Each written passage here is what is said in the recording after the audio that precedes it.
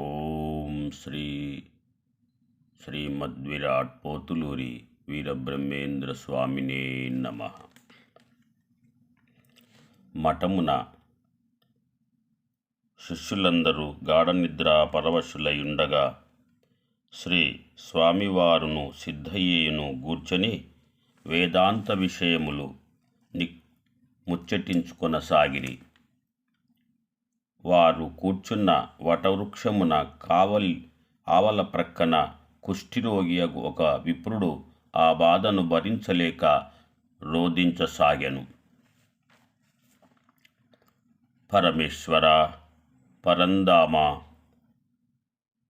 ఆర్తత్రాణ రక్షక, దీనబాంధవ, నన్ను కరుణించవా తండ్రి. నాపై నీకేల ఇంత క్రోధము దేవాదిదేవా. నన్ను నీలో ఐక్యమునర్చుకొని నన్ను కాపాడుము తండ్రి. అమ్మా కర్మదేవత, నీకేల నాపై ఇంత కక్ష తల్లి. నన్నొదిలిపెట్టుమమ్మా, నేని బాధనింకా భరించలేను అని రోదించుచుండెను. తన్ను అంకతలమున ఇడుకొని సేవలు చేయుచున్న భార్యను చూచి ప్రాణసఖి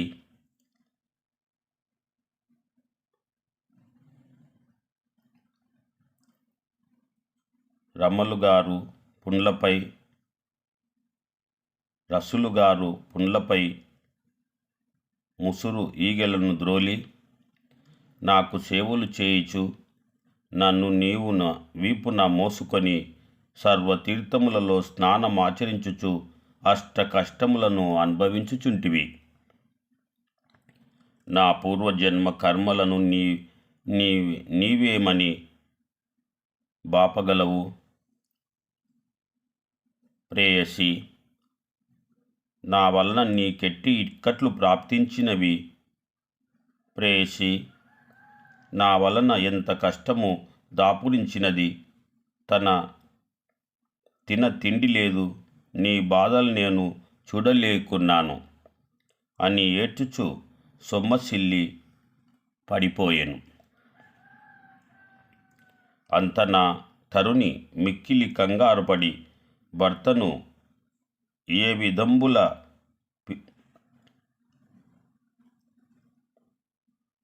పిలుచుచు, నాదా నన్ను అన్యాయం చేయుదురా. మీ కొరకెన్ని కష్టములనైనా భరించగలను. భర్తను మించిన దైవము గలదా? ఇలలో భార్యకిల ఇంకా ఏమున్నది? మిమ్ములను సేవించుకొను భాగ్యము కూడా నాకొక కష్టకార్యమా? బాధచే మూలుగుచున్న మిమ్ము కానుకొని మీకీ పూట తిండిని సమకూర్చనైతిని. పాపిష్టిదానను నీరసముచే సొమ్మసిల్లిపోయితిరి. నాకేదారి నన్నెవ్వరాదరించుకొద్దురు?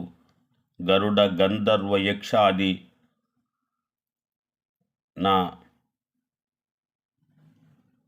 నా కవతులారా, మీలో ఎవరికైనా మాపై దయరాదా? మమ్ము కష్టముల నుండి ఉద్ధరించుట మీకేపాటిదని. అయ్యో, ఈ అర్ధరాత్రమున నా మొర వినువారెవ్వరు పరమేశ్వర. నీవు తప్ప మాకింకెవ్వరు దిక్కు. నీ బిడ్డలపై నీకి పరాకయేలా తండ్రి అని పరిపరి విధములా విలపించసాగెను కుష్ఠిరోగి భార్య. వీరబ్రహ్మేంద్రులు సిద్ధయ్యనుద్దేశించి, బిడ్డ, ఎచ్చట నుండియో మనకు రోదన వినబడుచున్నది. మఠమున గల నీ సోదరులనెల్లరను మేల్కొల్పుము. మనమందరమేగి ధ్వని ఏదో చూచివత్తమని పలికెను. శిష్యులందరినీ లేపి అందరూ కలిసి ఆ వృద్ధ బ్రాహ్మణ దంపతుల చెంతకేగి ఆమెను కుశల ప్రశ్నలు వేయు ఆమె తమ వృత్తాంతమెల్లా వినిపించెను. ఆమె స్వామివారిని చూచి నమస్కరించి మరియు మాట్లాడలేక ఆకలి దప్పికల బాధచే నేలపై కూలబడిపోయెను. అంతా శ్రీ స్వామివారు తన చేతిన గల ఫలమొకటి ఆమెకు ఆరగింపనిచ్చిరి. ఆమె ఆ ఫలమును భుజింపక, నా భర్త తినక నేను తినుట ఎట్లు ఒప్పును? ముందు నా భర్తకు తిన తరువాతనే గదా భార్య భుజించవలసినది. నీ యొక్క ఫలమునకు తిననందుకు నన్ను క్షమించుము స్వామి అని మ్రొక్కుకొనెను. వీరబ్రహ్మేంద్ర అత్యంత దయాళువైన ఆ బ్రాహ్మణ స్త్రీని శిరస్సు నుండి పాదముల వరకు సృజించి, బిడ్డా లేచి కూర్చొనుమని పలికెను. అంతట వారి అత్యంత ఆశ్చర్య మొదపునట్లు ఆ విప్రుని కృష్టివ్యాధి ఎల్ల పటాపంచలమై నవమన్మధుని ఎట్లు ప్రకాశింపసాగెను. ఆ విప్రుడధిక ఆనందముతో భార్యను చూచి, ప్రాణేశ్వరి, చూచితివా నా తనువెట్లు మారినదో? నా బాధ తీరినది. సాక్షాత్ భగవత్ స్వరూపుడు అయిన స్వామి నన్ను కరుణించి కాపాడినాడని సంతోషాంతశయమున మాట్లాడుచుండెను. ఆ దంపతులిరువురు స్వామి పాదములపై బడి దండ ప్రమాణములను ఆచరించి అనేక రీతులా స్తుతించిరి. వారికి అఖండ ఐశ్వర్యములు కలుగునట్ల ఆశీర్వదించి వారి వైనములను పరామర్శించెను. అందులకు వారు తమది పుష్పగిరి అగ్రహారమనియు విప్రులమనియు పుణ్యక్షేత్రమును దర్శించిన కుష్ఠవ్యాధి తొలుగుననియు నానా బాధలు పడుచు తిరుగుచుంటిమి అని చెప్పిరి. ఓ పుణ్య దంపతులారా, మీరలు చాలా గొప్పవారు. నీ భార్య పతివ్రత సత్యమే నిన్ను కాపాడినది. అంతిమ కాలములో సత్సంతానముంది తరింతురు.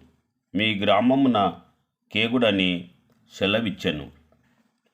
అంతా నా పతివ్రత తిలకము తండ్రి సద్గురుమూర్తి వీరబ్రహ్మేంద్ర, నా భర్తకు పునర్జీవితము ఉనర్చి కాపాడితిరి.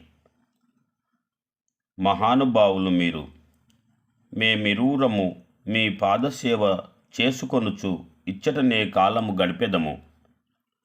మా కోరిక మన్నించి మమ్ము మీతో పాటు మీ తావున కొనిపోవుడని వేడుకొనెను. అమ్మా, నీ భర్త మీ గ్రామమున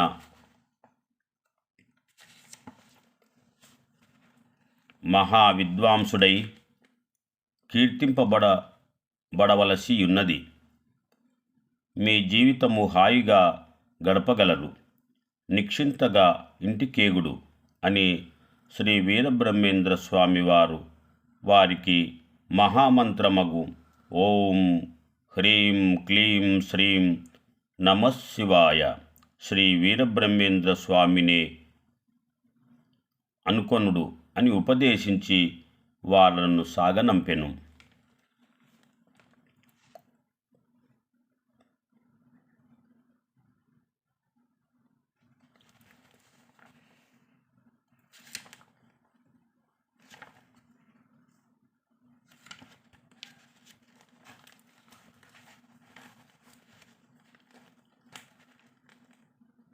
బ్రాహ్మణ దంపతులను సాగనంపిన తరువాత శ్రీ స్వామివారు శిష్యజన సమేతులై కందిమల్లయ్య పల్లెకు దాపున గల అల్లాటపల్లెకేగి ఆ గ్రామమున గల వీరభద్రస్వామి గుడిలో విడది చేసిరి.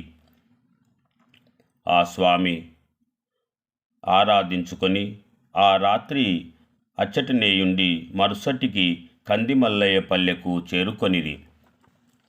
తదనంతరము ఒకనాడు సిద్ధయ్య గురుదేవుని చెంతకేగి, స్వామి, జీవునకు మరణాంతరమున జన్మ ఉన్నదా లేదా నాకు బోధపరచుడని అడిగెను సిద్ధయ్య. అప్పుడు బ్రహ్మంగారు, బిడ్డా, ఈ సృష్టి యావత్తు బీజాంకురమందే గలుగును. జన్మించిన తదుపరి మాయచే కప్పబడి పూర్వజన్మ స్మృతిని కోల్పోయి బాల్యక్రీడలను తేలి దేహమే నేనే దేహమను భ్రాంతిలోబడి జీవితము వ్యర్థమనర్చుకొనుచు అనేక పర్యాయములు పుట్టుచు చచ్చుచు ఈ జీవి అనేక జన్మలు ఎత్తుచుండును. జనన మరణంబుల వలయమును నుండి విడవబడుటే ముక్తి. అట్లు ముక్తిని పొందుటకు కృషి చేయుటయే జన్మ యొక్క సాఫల్యత. కావున బిడ్డ, జన్మరాహిత్యమును పొందిన వారికి తప్ప తదితరులందరూ మరణాంతరమున జన్మగలదు. అది నిక్కము. ముక్తి అనబడు ఈ జన్మరాహిత్యము ఇట్టిది అని తెలుపుట అసాధ్యము.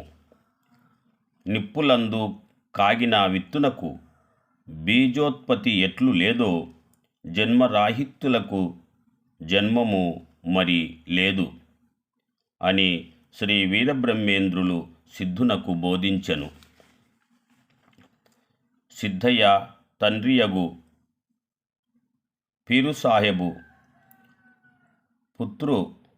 పుత్ర మమకారము వల్లను బంధుహితుల ప్రబోధం వల్లను కడప నవాబు వద్ద కేగి శ్రీ వీరబ్రహ్మేంద్ర యోగి తన కుమారుడగు సిద్ధయ్యకు మతభ్రష్టు ఉనర్చనని ఫిర్యాదు చేసుకొనెను.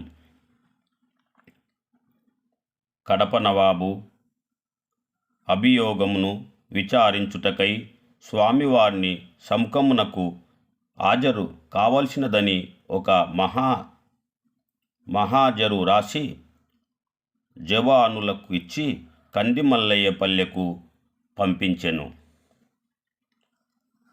ఆ భటుల లేఖను తెచ్చి స్వామివారికి ఇచ్చిరి. కందిమల్లయ్యపల్లె అందలి మఠాధ్యక్షులు శ్రీ పోతులూరి వీరబ్రహ్మేంద్ర స్వాముల వారు, కడప నవాబు రాయు పక్మాన మీరు ముడుమాల గ్రామ కాపురస్తుడన్న మహమ్మదీయ మతస్థుడగు పీరు సాహెబ్ యొక్క ఏకైక కుమారుడును అగు సిద్ధయ్యను పంపించి వంచి జాతి భ్రష్టుని గావించి హిందూ మతమున ప్రవేశింపజేసినట్లు పీరు సాహెబ్ మాకు ఫిర్యాదు చేసియున్నాడు. మీరీ జాబు చూసిన తక్షణమే బయలుదేరి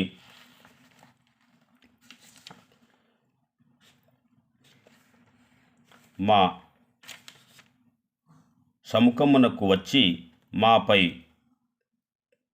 తేబడిన ఆరోపణలను గూర్చి మేము చేయు విచారణ యందు మీ సంజాయిషిని చెప్పవలేను. లేదేని ముడుమాలకేగి పీరు సాహెబును సమాధానమునర్చి వానితో రాజీ కుదుర్చుకొని ఆ వర్తమానమును మాకు విన్నవించవలేను. ఈ రెండింటి ఏదేని ఒకటి చేయకున్నచో మేము తీసుకొను కఠిన చర్యలకు మీరు గురికాక తప్పదు. ఇది మా ఆజ్ఞ అని వ్రాయబడిన జాబును స్వామి శాంతము చదివికొని నగువుకొనిరి. సిద్ధయ్యను పిలిచి, బిడ్డా, చూచితివా, నీ తండ్రి నిన్ను నేను మతభ్రష్టుని ఒనర్చితినని కడప నవాబుకు ఫిర్యాదు చేసినాడు. విచారణకు కావలసినవని రావలసిందని ప్రభువులు తాకీదు పంపించినాడు. మా మాట విని ఆనాడు నీవు నీ తల్లిదండ్రులతో ఇంటికేగుకున్నచో ఇంత జరిగి ఉండేది కాదు గదా. ఇప్పుడేమి చేయమందువని అడిగను.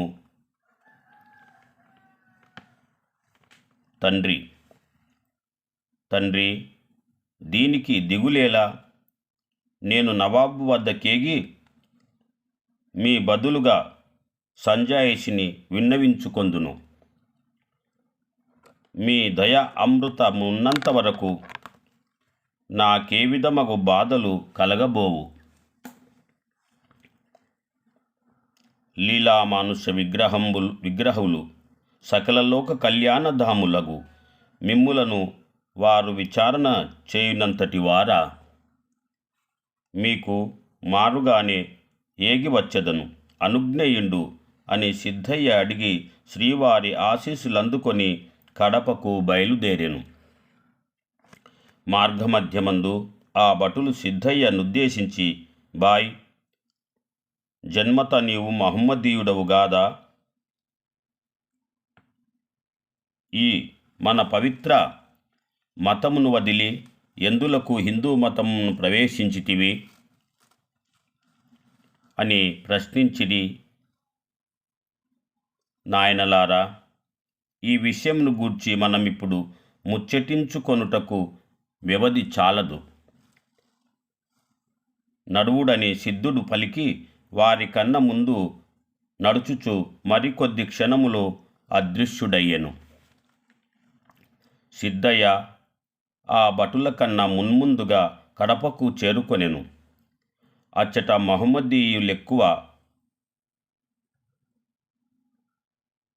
అంగదులుండు కూడలి అందుగల ఒక చెట్టు నీడన కూర్చున్న సిద్ధయ్య యొద్దకు ఆ త్రోవను పోవు మహమ్మదీయులెల్లరూ వచ్చి పిలువసాగిరి. చెంతన నిలవసాగిరి. వారికి వేదాంత విషయములను బోధించి అద్వైత విచారణ చేయుచు హిందూ మత విశిష్టతను వక్కానించుచు వారినెల్లా హిందూ మతావలంబులుగా చేయుచుండెను. నగరమునందెక్కడ చూచినా మహమ్మదీయులు విభూతి రేఖలు తీర్చిదిద్దుకొని రుద్రాక్షలు ధరించి కాషాయంబులు దాల్చి తిరుగాడసాగిరి. మహమ్మదీయుల మతాధికారియగు ఖాజీ అదిగాంచి అటు మారిన వారిని వారి వల్ల ఈ తంతంతయు సిద్ధయ్య యోగి వలన జరిగినదని వాని వద్దకేగి అతడే వీరబ్రహ్మేంద్ర స్వామి శిష్యుడగు దూదేకుల కులస్థుడని రాజభట్ల నుండి తప్పించుకొన్నవాడని గుర్తెరిగి నవాబు యొద్దకు వెళ్ళి సిద్ధయ్యను గూర్చి ఫిర్యాదు చేసెను. సిద్ధయ్యకు తన వద్దకు తోడుకొని రమ్మని నవాబు తన నౌకర్లను పంపించెను.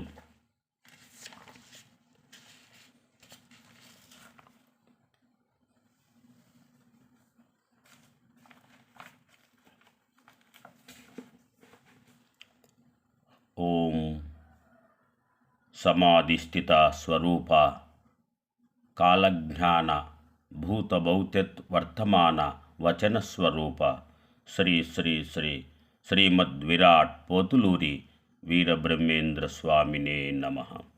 శరణం మమ శరణం మమ శరణం మమ. జై శ్రీ సద్గురుదేవ.